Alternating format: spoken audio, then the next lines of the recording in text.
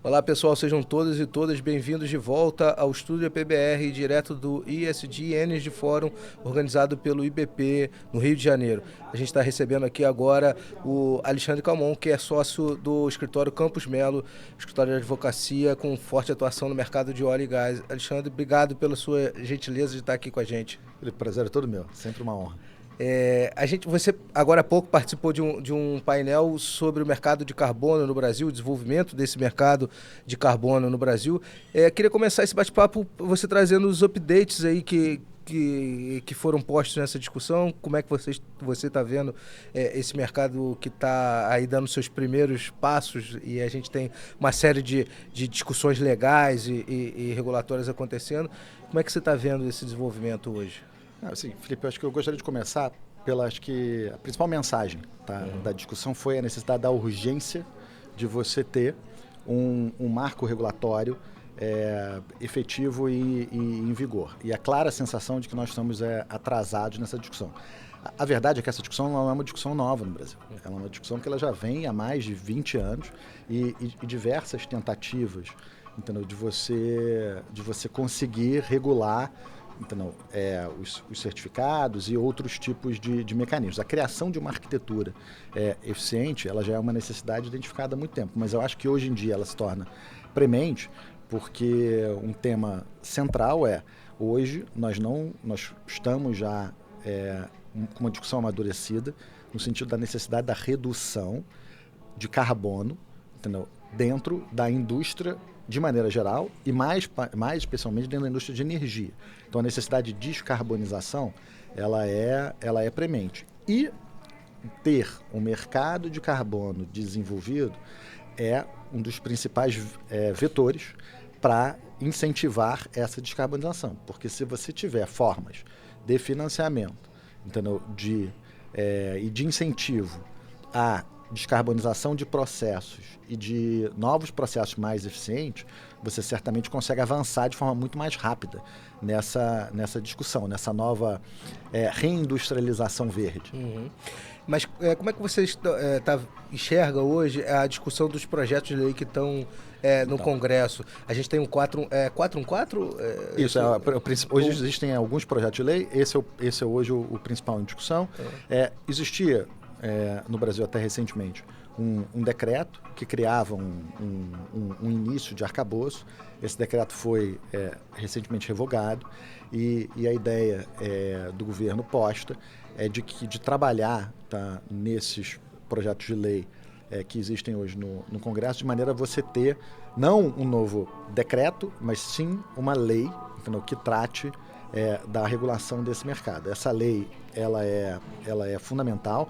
Vamos lembrar que em 2025 nós vamos sediar no Brasil, na região amazônica, a Conferência das Partes das Nações Unidas, tá, que é o momento em que os países se reúnem para discutir aspectos relevantes do mercado de carbono. O Brasil já se colocou com o novo governo como um ator muito importante nesse cenário e conseguiu esse gesto que é a oportunidade de sediar uma Conferência das Partes. Essa discussão ela já vem acontecendo, como você mesmo falou. A gente teve um decreto no governo passado, agora esse governo revogou, tem alguns entendimentos que estão mudando. A necessidade de urgência e colocando a COP no horizonte, alguns integrantes do governo têm falado que a ideia é aprovar esse projeto até a realização da COP lá em Manaus. A gente enxerga que isso precisa sair antes da COP, né? Porque esse mercado precisa estar rodando antes da gente sediar essa conferência. É por aí? Não, exato. Acho que a percepção da indústria é que 2025 é muito tarde. Tá? A verdade é que a gente já está atrasado. Tá? E acho que existe uma percepção geral de que o Brasil tem um potencial de desenvolvimento de mercado muito grande, tá?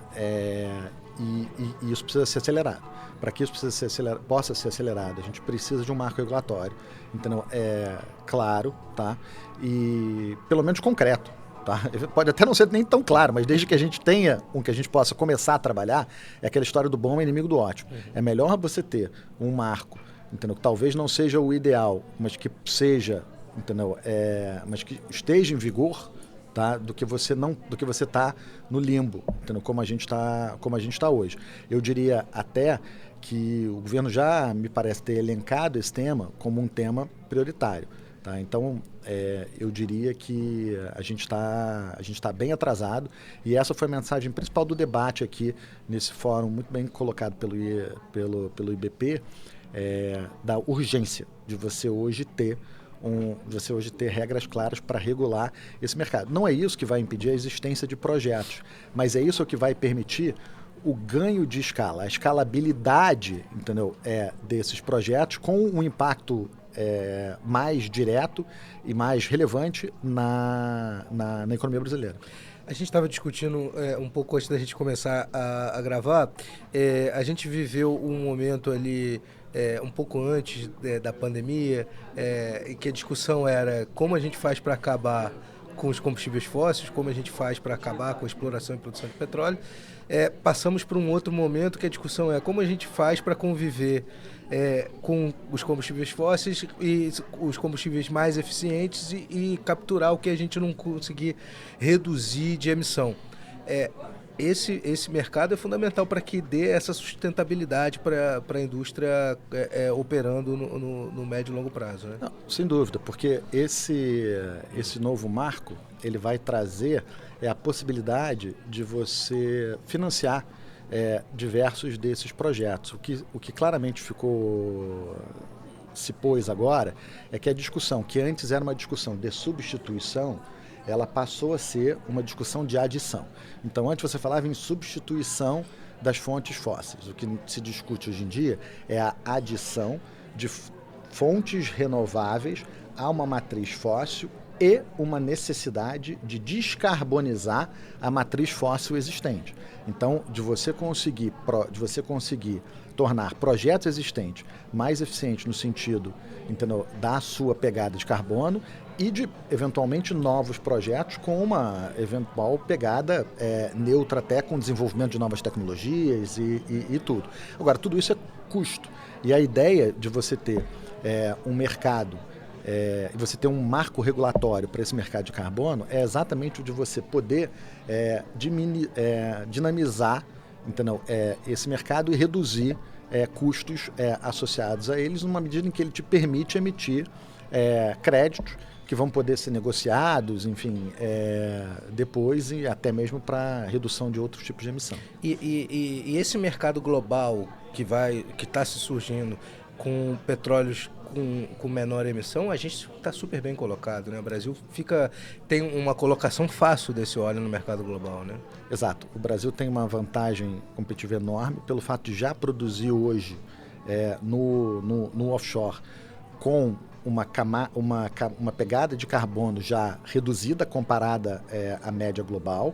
Tá? No pré-sal hoje se produz com intensidade de carbono bastante reduzidas, o que significa que numa evolução, nessa transição que se faça em busca de fontes fósseis mais eficientes, o Brasil certamente é extremamente competitivo. Então, quando você desloca a demanda, o que vai acontecer é que se você não tem como prescindir das fontes fósseis, mas você tem como buscar fontes fósseis mais eficientes. Então, o Brasil é muito rico no sentido de apresentar alternativas para isso no offshore brasileiro. Agora, outra coisa que a gente estava discutindo, como que a gente faz para comunicar isso para a sociedade? Esse é um grande desafio, né? Tá. Fazer a sociedade entender que não dá para abrir mão disso por uma questão de segurança energética. Ninguém quer, um problema muito maior do que o fóssil é não ter energia. Sem dúvida nenhuma. Esse, sem dúvida nenhuma, é o problema fundamental. Nós vivemos isso no Brasil. Tudo acontece quando você tem apagão, quando você tem um problema de uma linha de transmissão, que eventualmente você tem um estado que fica sem energia, aí que você verifica que o problema, o custo, ele não é necessariamente o principal problema, mas a falta do energético é que acaba sendo. Eu diria que o foco precisa ser na mudança de discurso. Então, é preciso sim entender que o discurso não é mais um discurso de substituição. O discurso não pode mais ser um discurso de substituição, porque todos os dados hoje levam à demonstração de que não é possível hoje, na velocidade que se deseja, substituir as fontes fósseis por na velocidade que talvez se gostaria de fazer, porque existem, você precisa levar em consideração os custos dessa transição, e você não pode deixar ninguém para trás. Entendeu? Então, é preciso que você, dentro desse contexto, que você avalie que é preciso comunicar que não estamos mais falando de substituição de fontes fósseis, mas que nós estamos falando de adição de novas fontes, entendeu? Renováveis, e a melhora da intensidade de carbono. Como é que você faz esse discurso, como é que você transmite essa mensagem, para a média da população? É comunicando, entendeu? É encontrando formas de comunicar que o petróleo não é o vilão. Alguns petróleos talvez possam ser, mas enfim, nem todo hidrocarboneto é o vilão. Então é preciso começar a ter essa noção de analisar intensidade de carbono. Intensidade de carbono em energéticos, intensidade de carbono, entendeu? Em produtos, entendeu? Em processos. E a partir daí você vai começar a visualizar o que são processos mais eficientes, produtos menos carbono intensivos, tá? E energéticos menos carbono intensivos. O foco tem que ser a redução da emissão e não a substituição simples da fonte, né? Exato. A verdade é que seria muito simples a questão da substituição. Ela é muito simples no discurso. É que quando você começa a analisar, quando você começa a fazer, entendeu? Quando você começa a descascar, entendeu? Esse abacaxi, é que você percebe que a simples substituição ela não consegue ser atendida na velocidade que precisa fazer, e quando ela consegue ser atingida, o custo se torna impraticável, então, para uma grande parte da população brasileira. E isso quando a gente está pensando em combustível e quando a gente está pensando em geração de energia, porque em outros usos nem tem substituto, né? Não, exatamente. Naqueles, exatamente. Estamos falando aqui basicamente de transporte e geração de energia. Geração e transporte.